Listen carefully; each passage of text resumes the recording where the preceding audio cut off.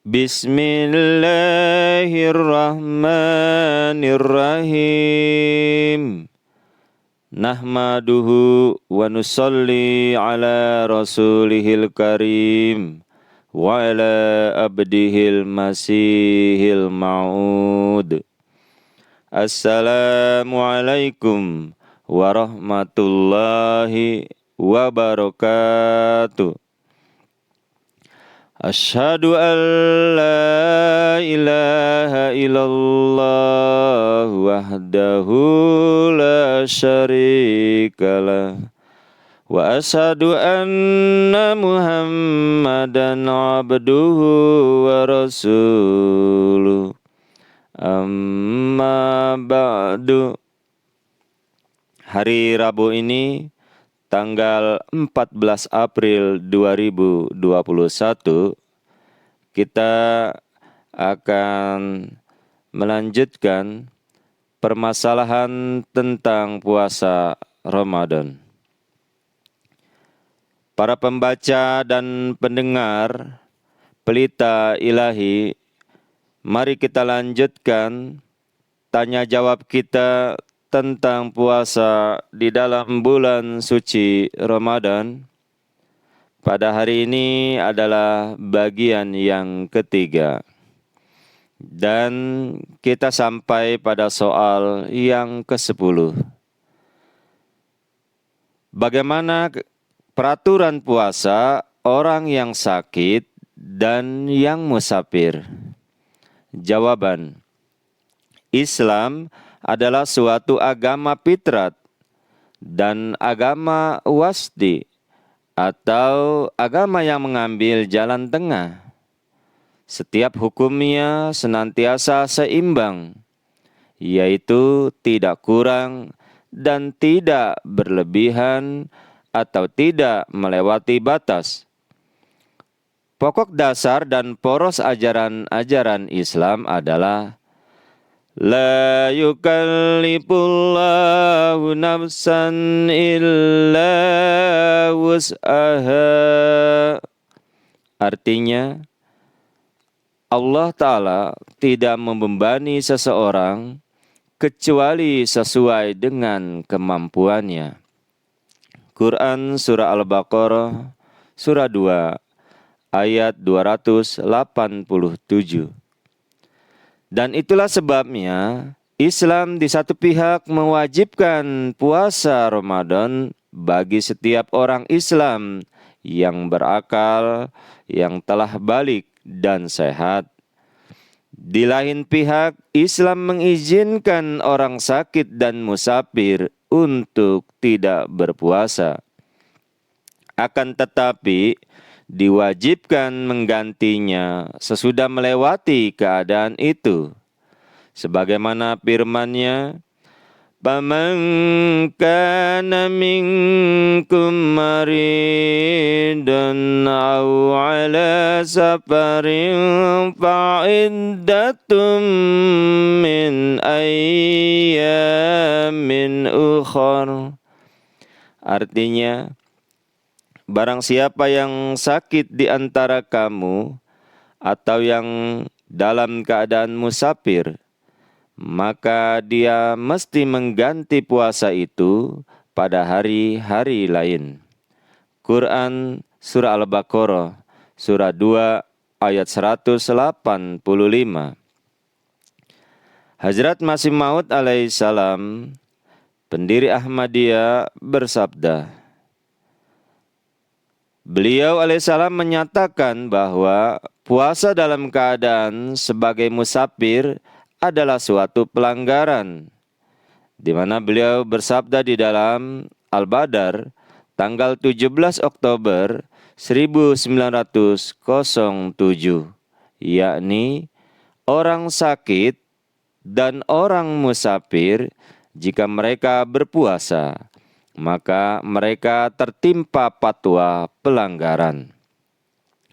Kemudian, orang yang berpuasa dalam perjalanan sambil menanggung derita dan kesusahan atau kesulitan, maka seakan-akan dia dengan kekuatannya sendiri memaksa agar Allah Ta'ala ridho kepadanya. Bila tidak mau menggembirakan Tuhan melalui keitaatan pada perintahnya, maka hal ini adalah kesalahan. Iman yang benar ialah keitaatan kepada Allah Ta'ala dalam segala perintah dan larangannya. Al-Hakam tanggal 26 Januari 1899. Ketentuan dari Hadrat Masih Maud alaihissalam tersebut berdasarkan ayat Al-Quran Karim yang berbunyi, Fa'iddatum min ayyamin ukhar, dan keterangan dari hadis-hadis Rasulullah SAW juga mendukung ketentuan tersebut, di mana Rasulullah SAW menyatakan orang yang berpuasa dalam keadaan safar adalah pelanggaran.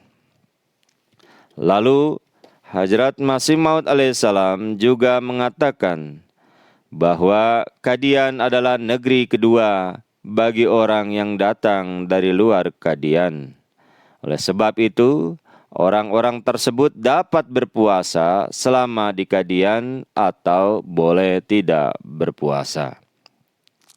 Dan perjalanan ke negeri kedua adalah tentu juga terhitung perjalanan dan tidak boleh berpuasa dalam keadaan perjalanan. Beliau alaihissalam pernah sebelum waktu iftar menyuruh buka puasa mereka yang datang dari luar Qadian. Berdasarkan keterangan di atas, dapat disimpulkan bahwa ada kemungkinan orang yang disuruh buka puasa oleh Hadrat Masih Maud alaihissalam adalah mereka yang memaksakan diri berpuasa dalam kesulitan. Selanjutnya, puasa nafal boleh dilakukan dalam keadaan musafir. Kemudian, mereka yang tugasnya dalam bentuk perjalanan, seperti di kereta api, seorang supir, seorang pilot, atau biro perjalanan, pesuruh dari desa ke desa, dan lain-lainnya, semisalnya dikenai hukum mukim atau dianggap orang yang bulan dalam perjalanan, bukan dalam perjalanan. Dan mereka mesti berpuasa Ramadan. Kalau tidak dapat berpuasa, maka dimasukkan ke dalam peraturan orang yang sakit. Keputusan Majelis Ifta Markaziyah. Kemudian Hadrat Masih Maud alaihissalam juga menjelaskan puasa dalam perjalanan sebagai berikut, yang terdapat di dalam Al-Hakam tanggal 24 Desember 1900, yakni kalau perjalanan dengan kereta api, perjalanan tidak menyebabkan kesulitan dan penderitaan dalam bentuk apapun, maka berpuasalah. Kalau tidak demikian, maka adalah faedah dari izin yang diberikan oleh Allah Subhanahu wa Ta'ala. Selanjutnya kita masuki soal yang ke-11. Pertanyaannya adalah, kalau orang yang sedang berpuasa terpaksa harus bepergian jauh atau mengadakan safar. Safar di sini dapat berarti 1. Perjalanan satu arah, 2. Pulang pergi. Pertanyaannya adalah, apakah dia dapat membuka puasanya? Jawaban: di bulan suci Ramadan sedapat mungkin menghindari perjalanan jauh. Penetapan safar yang penting tergantung pada pertimbangan matang orang yang melakukan safar tersebut. Dan dia sendirilah yang akan mempertanggungjawabkannya di hadapan Allah Ta'ala.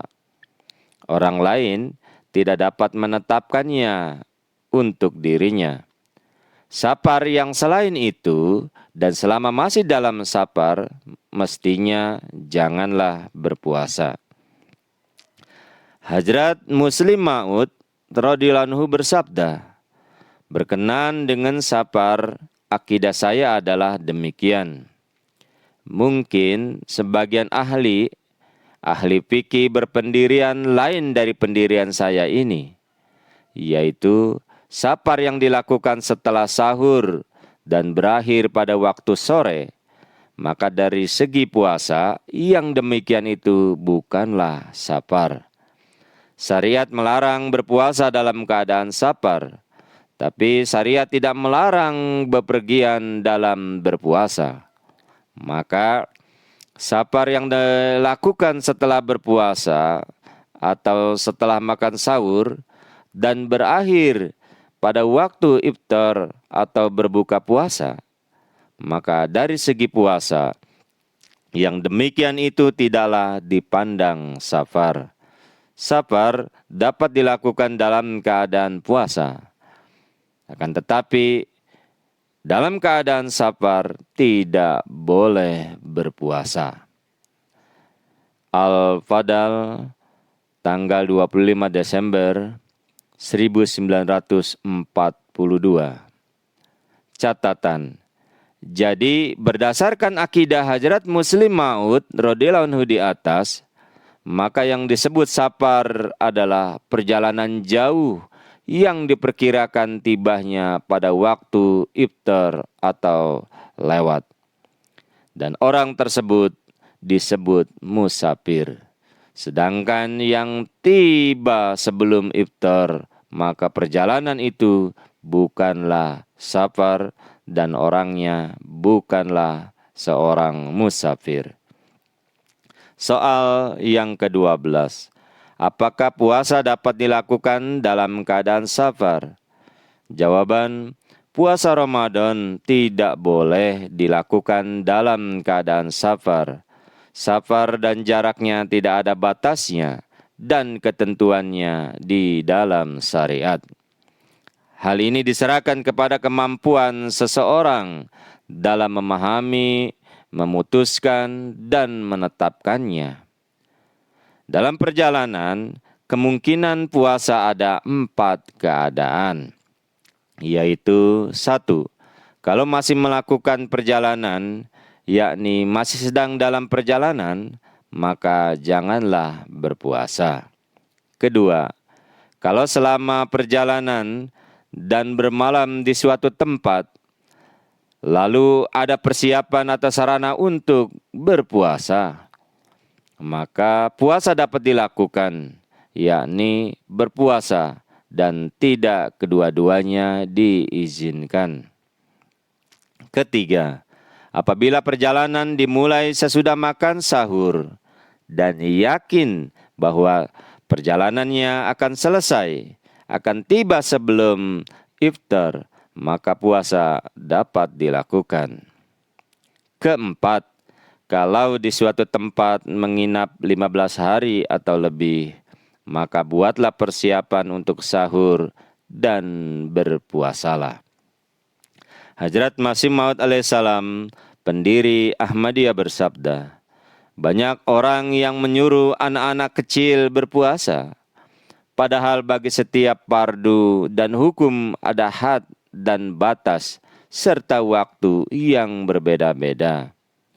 Masa atau saat berlakunya beberapa hukum, ada yang dimulai dari usia 4 tahun, ada yang saat dimulainya sejak 7 tahun, dan ada beberapa lagi yang waktunya dimulai sejak umur 7 sampai 12 tahun, dan ada juga yang saat dimulainya sejak umur 15 tahun.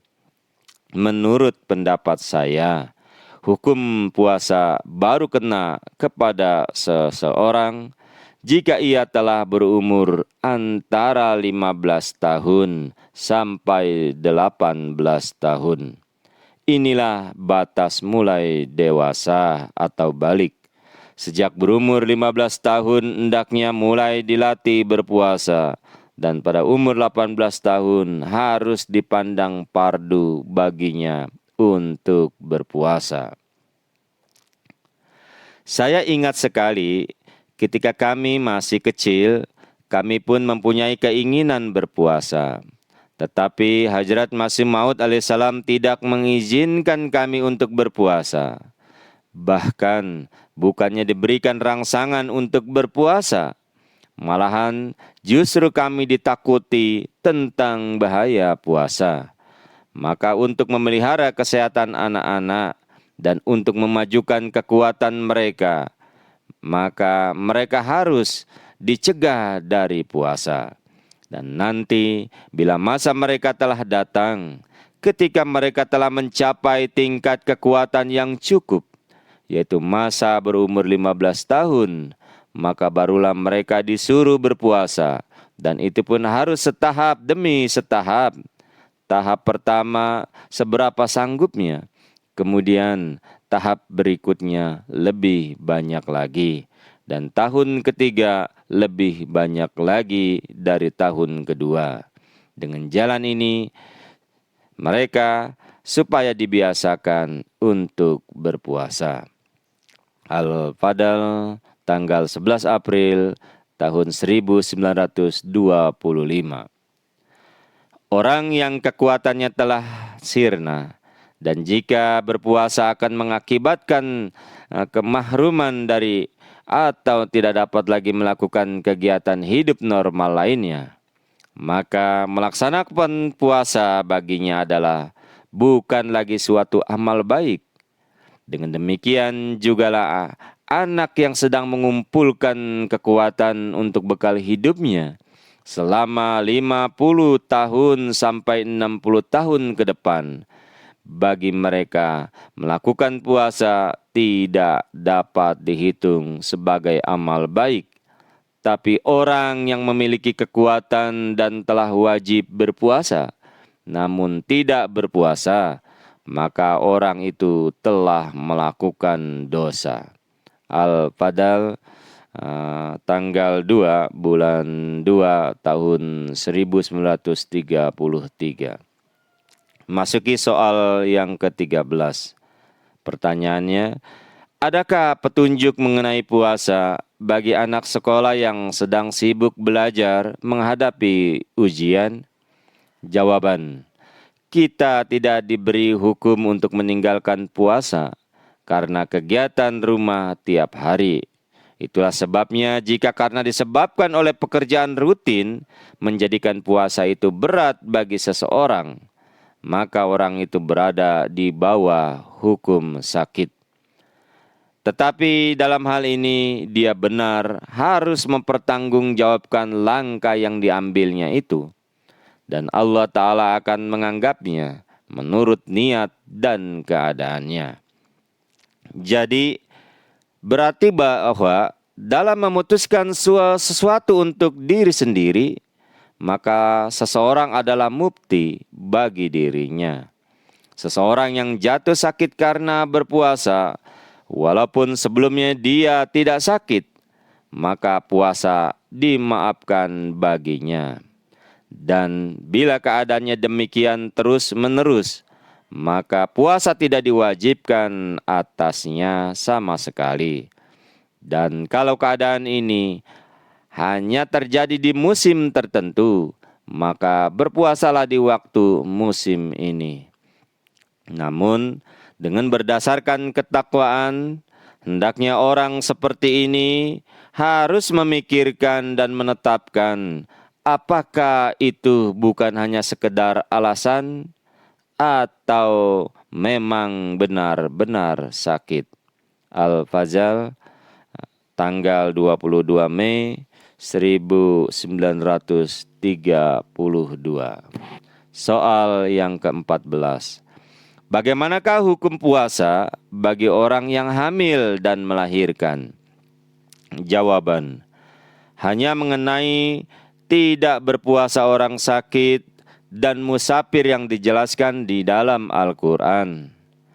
Tidak ada hukum demikian tentang wanita yang menyusui bayi atau wanita yang hamil. Namun Nabi Muhammad SAW memasukkan mereka dalam hitungan orang yang sakit. Rasulullah Shallallahu Alaihi Wasallam bersabda, sesungguhnya Allah Ta'ala telah membebaskan wanita hamil dan wanita yang menyusui bayi dari puasa. Hadis Tirmizi Kitabul Saum. Selanjutnya soal yang ke-15. Kadang-kadang waktu puasa Ramadan bertepatan dengan masa di mana petani menghadapi pekerjaan yang banyak sekali. Misalnya penyemaian bibit, panen yang dilakukan oleh mereka yang mata pencariannya sebagai buruh tani. Bila karena hal ini mereka tidak berpuasa, maka bagaimanakah hukumnya? Jawaban. Hadrat Masih Maud alaihissalam, pendiri Ahmadiyah bersabda, innamal a'malu binniyat. Orang-orang ini menyembunyikan keadaan sebenarnya. Setiap orang hendaknya memikirkan keadaan dirinya dengan takwa dan kesucian, serta kalau seseorang dapat memperkerjakan buruh sebagai ganti dirinya dalam suatu pekerjaan, maka pekerjakanlah. Kalau tidak sanggup, maka dia berada dalam hukum orang sakit. Dan bila nanti ada kemampuan, maka pekerjakanlah buruh. Al-Badar, tanggal 26 September 1907. Sebagaimana Allah Ta'ala telah berfirman, alladzina yutiqunahu, orang-orang yang tidak sanggup. Kemudian soal nomor 16. Ada sebagian orang yang terkena penyakit menahun, tetapi senantiasa dapat melaksanakan seluruh tugas rutin. Apakah orang seperti ini dihitung sakit atau tidak? Jawaban. Hadrat Muslim Maud radhiyallahu anhu bersabda, ada beberapa penyakit di mana penderitaannya dapat senantiasa melakukan tugas-tugasnya. Di dalam ketentraman demikian juga, yaitu ada orang yang menderita penyakit sedemikian rupa, tetapi terus-menerus melakukan tugas-tugasnya. Beberapa hari diserang diare, tapi tidak meninggalkan pekerjaan untuk selamanya. Jadi, jika guna pekerjaan lain ada waktu, maka apa sebabnya orang yang sakit seperti itu tidak bisa berpuasa? Pencarian alasan ini hanya disebabkan karena orang-orang ini sebenarnya adalah penentang puasa. Memang ada hukum Al-Quran yang menyatakan bahwa orang yang sakit dan yang dalam perjalanan tidak boleh berpuasa. Dan kita menekankan pengalamannya agar tidak ada penghinaan terhadap hukum Al-Quran. Tapi orang yang dapat berpuasa dan mengambil faedah dari alasan ini untuk tidak berpuasa, atau ada beberapa hari puasa yang tertinggal, dan bila diusahakan dapat terbayar, tapi orang tersebut tidak berpuasa untuk melunasinya, maka orang seperti itu dia menanggung dosa di hadapan Tuhan, sebagaimana dosa orang yang meninggalkan puasa tanpa halangan. Makanya setiap Ahmadi haruslah membayar puasanya yang tertinggal karena kelalaian atau karena alasan yang diakui syariat. Al-Fazal, tanggal 16 Agustus 1948.